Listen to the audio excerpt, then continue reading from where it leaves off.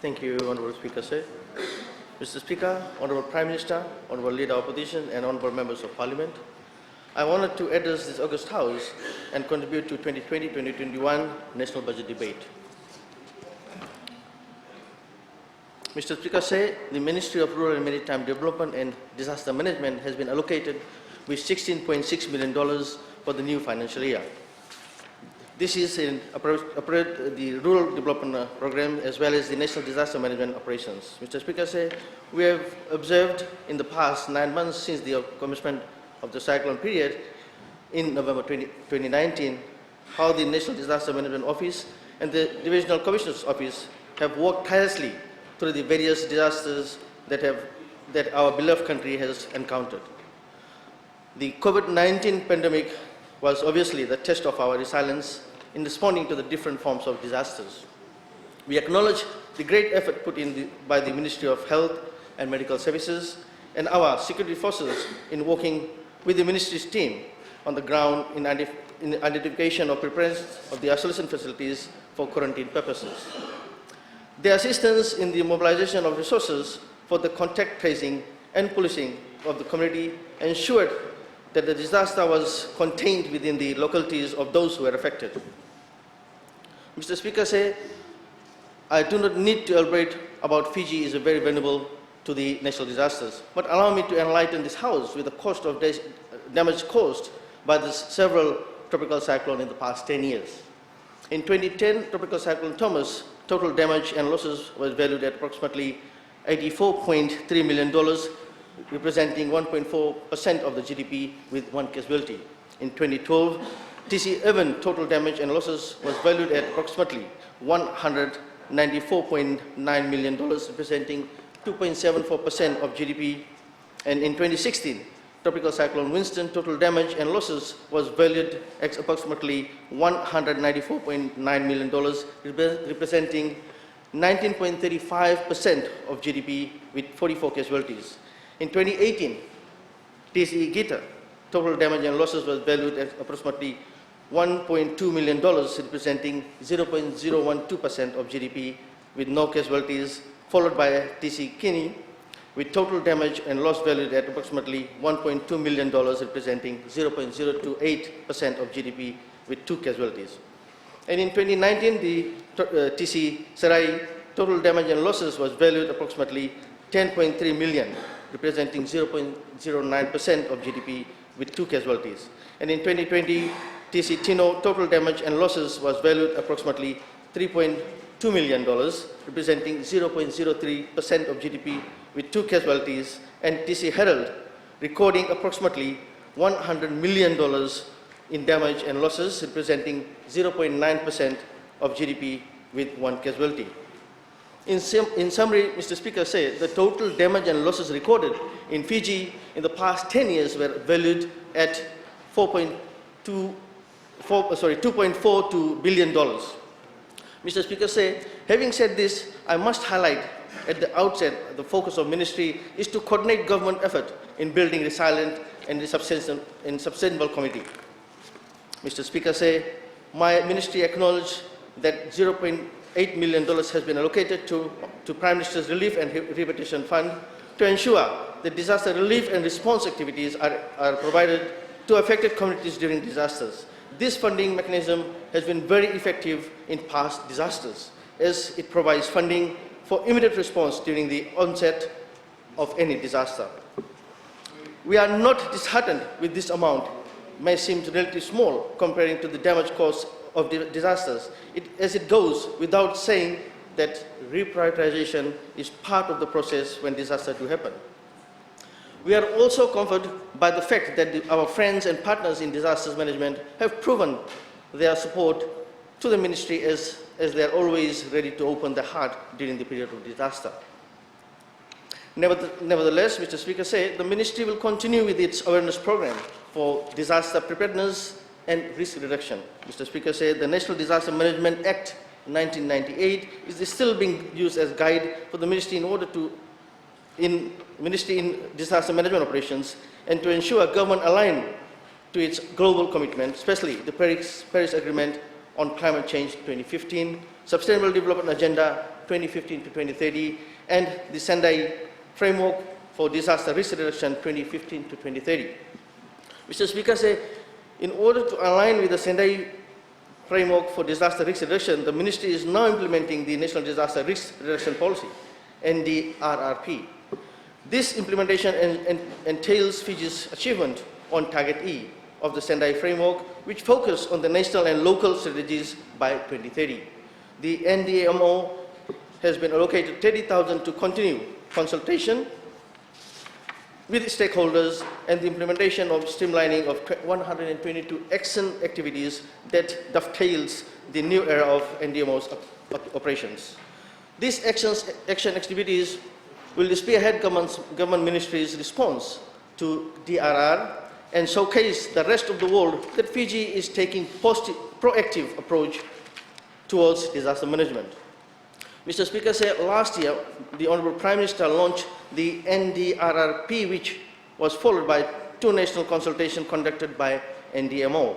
With support from the Department of Foreign Affairs and Trade Australia through the Fiji Program Support Facility, the NDMO has also completed the Central and Western Division sub-national workshops, while the Northern and Eastern Divisions are planned for September this year. The Ministry will ensure that not only are our decision risk informed, but also engage with our communities about the different roles they play at the outlined in the NDRRP. Mr. Speaker, the NDMO, in collaboration with Japan International Cooperation Agencies, JICA, is piloting a disaster risk reduction municipal plan in native town, and is also providing technical assistance in the form of a DRR advisor. This project was embarked to begin early this year. However, it has been delayed due to COVID-19. The Sendai Framework has Disaster Risk Reduction 2015-2030 is designed to support the reduction of existing level of risk and prevent from risk from emerging. The National Disaster Management has been allocated 20,000 to develop the National Disaster Database, which will enable the collision of hazard data and past disaster data for the formulation of risk and hazard impact modeling. The database will allow the National Disaster Management Office to develop risk assessment, methodologies, and the storage of damage assessment data from past and future disasters. Mr. Speaker, we support the initiative of Working Smart launched by the Honourable Minister for Economy, and the database will ensure that we invest ourselves with the more modern means of analyzing crises and implementing evidence-based science-driven decision-making tools. Mr. Speaker, while we are funding the training and awareness activities, we would like to acknowledge that our international donor partners, namely the Department of Foreign Affairs and Trade Australia, Japan International Cooperation Agencies, JICA, USAID, and the International Federation of Red Cross have come in not only to assist implementation of NDRRP, but also help the development of communities-based disaster risk reduction policies. Community-based disaster preparedness activities will play a critical role in developing communities' adaptive capacity and resilience to disasters. The community-based disaster risk reduction training manuals is currently being piloted in selected venues communities in Eastern and Central Division, and it has been developed in partnership with the partners in Community Development Fiji. To date, Mr. Speaker, we have conducted community disaster risk reduction management training in 350 communities in this year, and we are supported by our partners Live and Learn, and we will conduct 9 work in emergency operation centers, training for our civil servants in 9 districts across Fiji. These 9 districts are Nandronga, Tawiuni, Savu-Savu, Senganga, Lambasa, Rotuma, Sengani, and Tukavesi. The NDMO has been allocated $8,000 for such training, as mandated in the National Disaster Management Act 1998. The aftermath of disasters. The development of this manual will highlight as the recommendation on a lesson learned from T.C. Winston.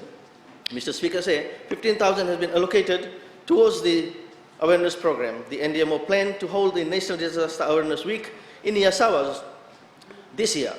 Given that the Yasawa group of islands is prone to the impact of tropical cyclone, storm surge, and climate change, this exposure will surely empower the community to become more resilient.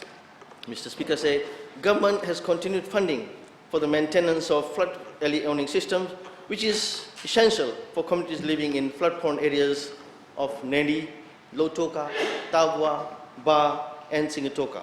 A total of $10,000 has been allocated for this purpose.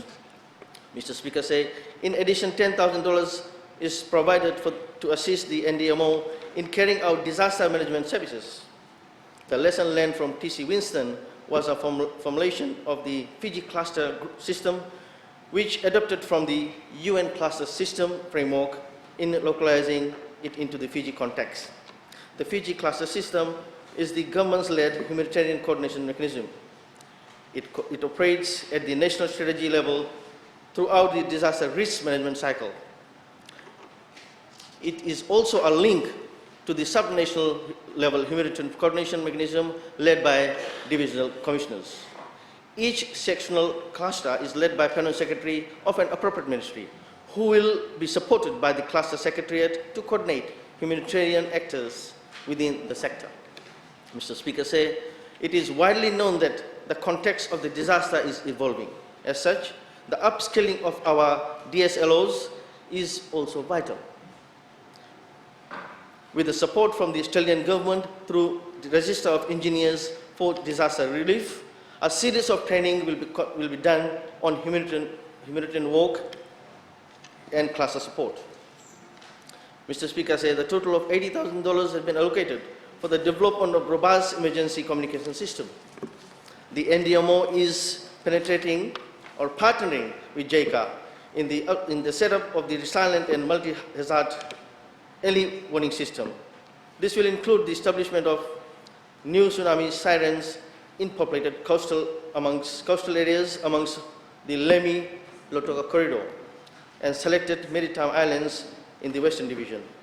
Further to this, we are also working with Ministry of Communication to the Fiji cluster system to identify black spot areas within the country where further support will be provided to ensure communications is not affected during disasters.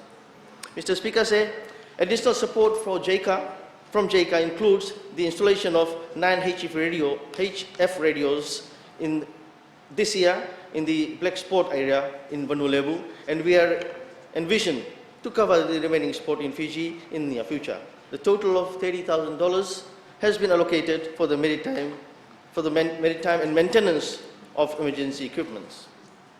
Mr. Speaker, the New Zealand Ministry of Foreign Affairs and Trade has been a vital active partner in providing funding support to the number of NDMO's initiative.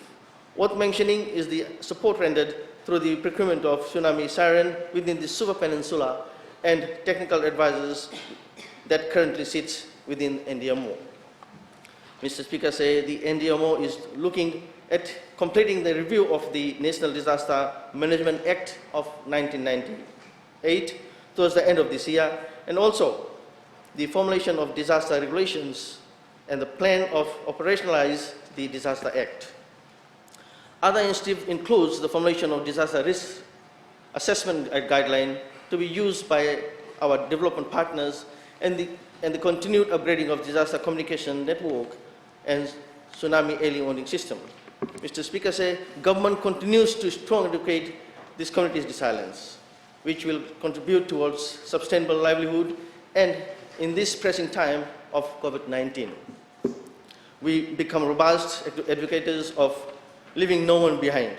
With this, Mr. Speaker, I commend the Honourable Minister for Economy and his team for the bold and resilient debate. I commend the Minister of Economy and his team for the bold and resilient budget, which I wholeheartedly support. Thank you, sir.